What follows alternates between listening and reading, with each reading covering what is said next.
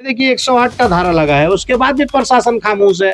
तो कौन सी न्याय व्यवस्था की बात हो रही है बंगाल में कि आप एक माँ है, माँ माटी मानुष की सरकार है, उसके बावजूद भी ये महिला को इंसाफ क्यों नहीं मिल रहा, ये हम जानना चाहते हैं ह्यूमन राइट्स के तौर पे। থানাতে তো আমি 8 বার গিয়েছি রমজুর থানায়, তো আমার সাথে তো কোনো কথাই বলেনি। রমজুরের ওসি আমার সাথে কথাই বলিনি, আমার লয়ার ভিতরে যেত, মানে না ওনার সাথে কথা বলবো না, কি কথা বলবো ওনার সাথে কথা বলবো না। আমি 8 বার গিয়েছি, 8 বার ঘুরে ঘুরে আমি चले এসেছি। हम जैसे प्रतिनिधि जाते हैं तो 2 गाड़ी भर के फोर्स आ जाता है। तो आप बताइए कि ये महिला के लिए क्यों आपका पास टाइम नहीं है, क्यों जवाबदेही नहीं है? तो आखिर बताइए कि ऐसे प्रधान को लेके क्या करेगा यहाँ की जनता, बांकुड़ा की जनता?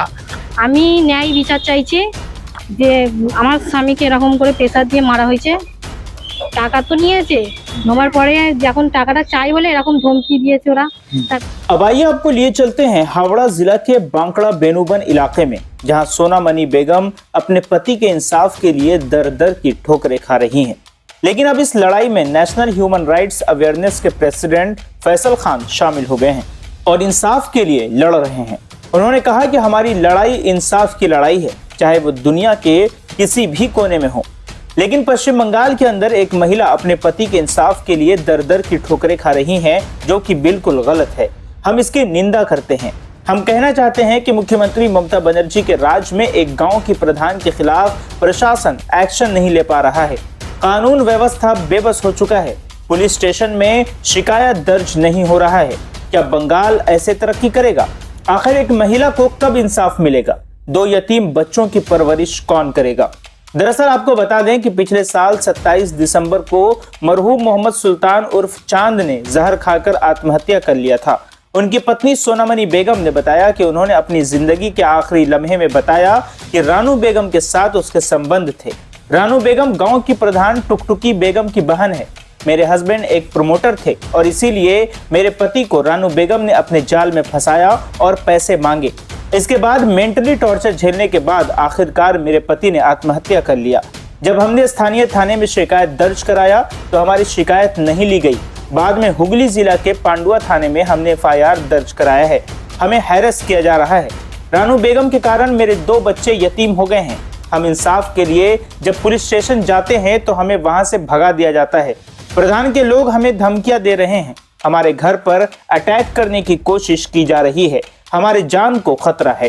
गौर हो कि इस मामले में नेशनल ह्यूमन राइट्स अवेयरनेस के प्रेसिडेंट फैसल खान ने बताया कि जब हमने प्रधान टुकटुकी बेगम से बात किया तो उन्होंने हमसे मिलने से इनकार कर दिया और पुलिस प्रशासन को भेजकर हमें डराने की कोशिश की गई। लेकिन जब हमने प्रशासन के सामने इंसानियत की बात रखी तब प्रशासन ने इंसाफ का आश्वासन दिया है। आगे फैसल खान ने कहा कि हम कोलकाता से चलकर हावड़ा के बांकड़ा आए हैं ताकि एक महिला को इंसाफ दिला सकें। हमारा नेशनल ह्यूमन राइट्स अवेयरनेस दुनिया के किसी भी कोने में काम करने के लिए तत्पर रहता है। हम इंसाफ की लड़ाई लड़ते हैं। आइए सुनते हैं सभी ने क्या कुछ कहा है। देखिए सोनामणि बेगम है, ये ऑलरेडी हमको चिट्ठी की है, इंसाफ की गुहार लगाई है। जब इंसाफ नहीं मिलेगा तो हम लोग इंसाफ के लिए हम लोग आते हैं, इसीलिए इनके पास आए हैं। और हम खुद प्रधान के पास गए और प्रधान से बात भी हुई मेरी फोन पे, मगर उन्होंने कहा 1 घंटा के बाद आ रहे हैं, 1.5 घंटा के बाद आ रहे हैं, 2 घंटा हो गया, कोई इन्फॉर्मेशन नहीं, कोई जवाब नहीं है। तो समझ में आ रहा है कि लिपापोती इनके साथ में हो रहा है। एक आम पब्लिक, आम सिटीजन, एक महिला हो करके उनको अगर इंसाफ नहीं मिलेगा तो मुख्यमंत्री ममता बनर्जी से डायरेक्ट सवाल है कि आप एक माँ है, माँ माटी मानुष की सरकार है, उसके बावजूद भी ये महिला को इंसाफ क्यों नहीं मिल रहा, ये हम जानना चाहते हैं ह्यूमन राइट्स के तौर पे। क्योंकि ये न्याय व्यवस्था जो सरकार तो दूर की बात है, प्रशासन भी इनकी नहीं सुन रही है। प्रशासन तो दूर की बात है, इनका प्रधान भी नहीं सुन रहा है। तो आखिर बताइए कि ऐसे प्रधान को लेके क्या करेगा यहाँ की जनता, बांकुड़ा की जनता? तो जब तक इनको इंसाफ नहीं मिलेगा ये लड़ाई हम लोग जारी रखेंगे। क्योंकि इनका इतना बड़ा मामला है। देखिए इनके साथ में इनका ऑलरेडी इनके साथ में ये संपर्क का लेन देन है, पूरा कागज है, मगर उसके बाद भी 108 का धारा लगा है। ये देखिए 108 का धारा लगा है, उसके बाद भी प्रशासन खामोश है। तो कौन सी न्याय व्यवस्था की बात हो रही है बंगाल में? हम ममता बनर्जी से डायरेक्ट मांग करते हैं कि आप, ममता बनर्जी मुख्यमंत्री हैं, आपके नाक के तले इस तरह का, प्रधान के सामने में इस तरह का मामला हो रहा, थाना के सामने में, और एक मर जाता है, पूरा इनका पास डॉक्यूमेंट्स है, उसके बाद भी कार्रवाई नहीं है। आप लोग थाना गए थे और प्रधान पास आप गए थे? देखिए मैं खुद प्रधान के ऑफिस में मैं 2 घंटा तक वेट किया हूँ, ऑलरेडी मैंने फोन में बात भी किया हूँ। मैं हूँ 1 घंटा का टाल बटाल कर देती हैं, फिर उनको 1 घंटा बाद फोन करते हैं तो वो कहती हैं कि 1.5-2 घंटा टाइम लगेगा, मेरा गारंटी नहीं है।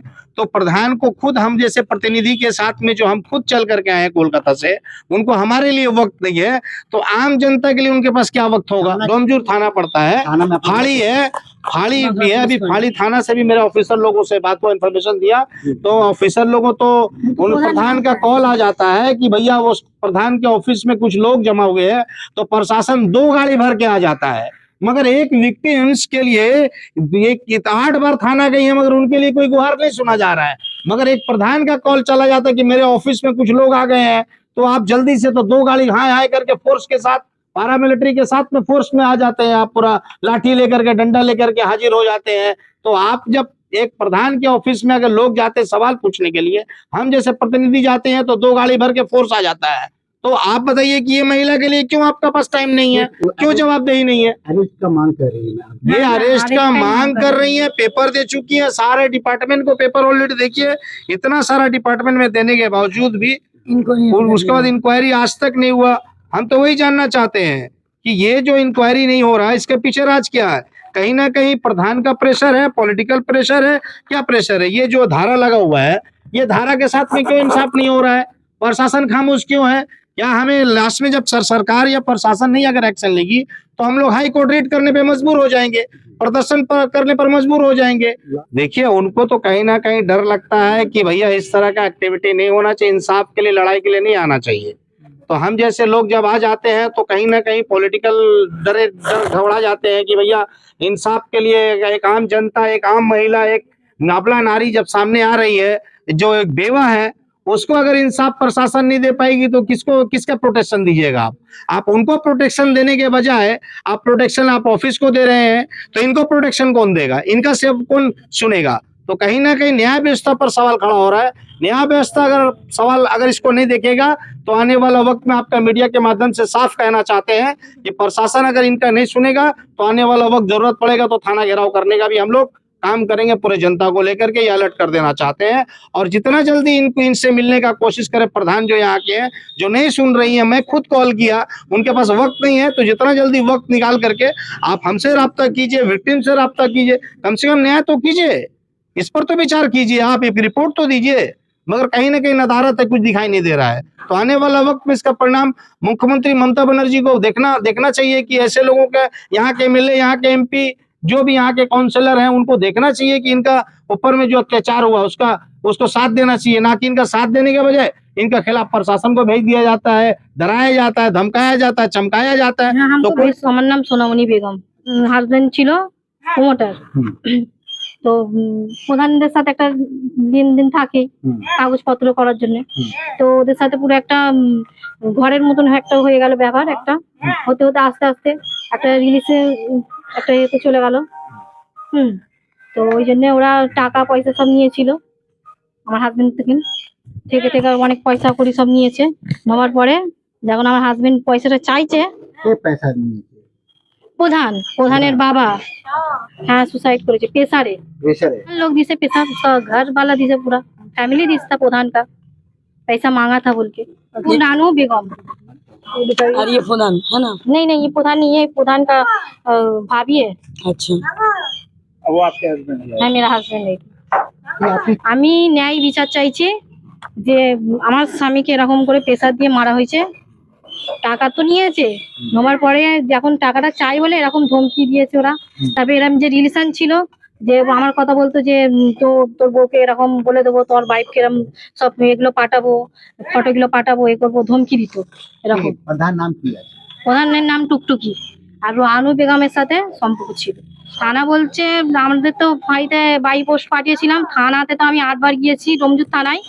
তো আমার সাথে তো কোনো কথাই বলেনি, ডোমজুরের ওসি আমার সাথে কথাই বলিনি। আমার লয়ার ভিতরে যেত, মানে না ওনার সাথে কথা বলবো না, কি কথা বলবো, ওনার সাথে কথা বলবো না। আমি 8 বার গিয়েছি, 8 बार घूरे घूरे हमें चले एसেছি। मैं जब लास्ट में उनका जब लास्ट स्टेशन में था तब हमको बोली थे जो हमको जो प्रधान का सब बहन घर वाला सब हमको बहुत पैसा दिया था जब उनका डेट होने का कुछ टाइम पहले तब बोला रिलेशन और पैसा हाँ, हाँ। सब कुछ बताया आपको? हाँ बोली से है कागज है प्रूफ है मेरा हमको मोबाइल तो मेरा देके गिस था जो मेरा प्रूफ है ते लड़ेगी सब हमको बोला था उस टाइम इसीलिए तो हम लोग मुसलमान में तो 40 दिन नहीं निकालने को और पूरा प्रूफ तो मेरा फोन में था तो इसीलिए सब फोन में हम प्रूफ भी सब एक जगह करते रहे तब तक बोले एक जगह करके तब हम जाएंगे 40 दिन तो नहीं निकालने को हम लोग को इसमें तब हम उसका बाद तो ये सब तो थाना तो हम हर थाना घूरे हर जगह घूरते घूरते तो इतना लेट हो गया उनको मैं उसको खेले आते हैं हमारे एक दुटो छेले दो छेले हाँ इंसान में चाहिए हमको चाहिए जो लोग को अरेस्ट करे बस हमको बुलाई था बुलाने से क्या होगा? मेरा बोली से मेरा पापा को बोली से जो अपना बेटी को बुलाओ उनसे बातचीत करेंगे हाँ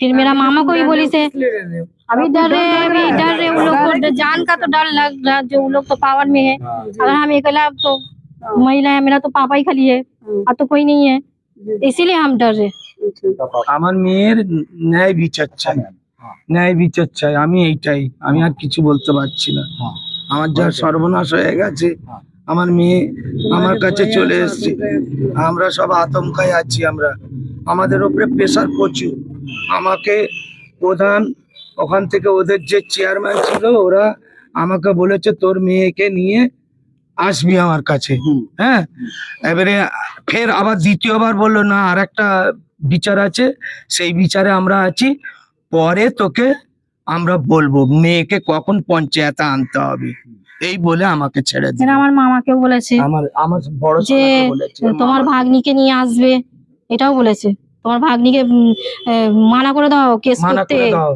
এইসব কেস কেন করবে এইসব আমাকে আর কি আমার মামাকেও ভয় দেখেছে আমার মামা আমাকে ফের ভয়তে এসে বলছে কেন কেস ফেস করছিস ওদের সাথে তুই পারবি হ্যাঁ আমি সেটা পারবো কিনা পারবো সেটা আমি কেস করেছি আমার ক্ষতি হয়েছে আমি কেস করছি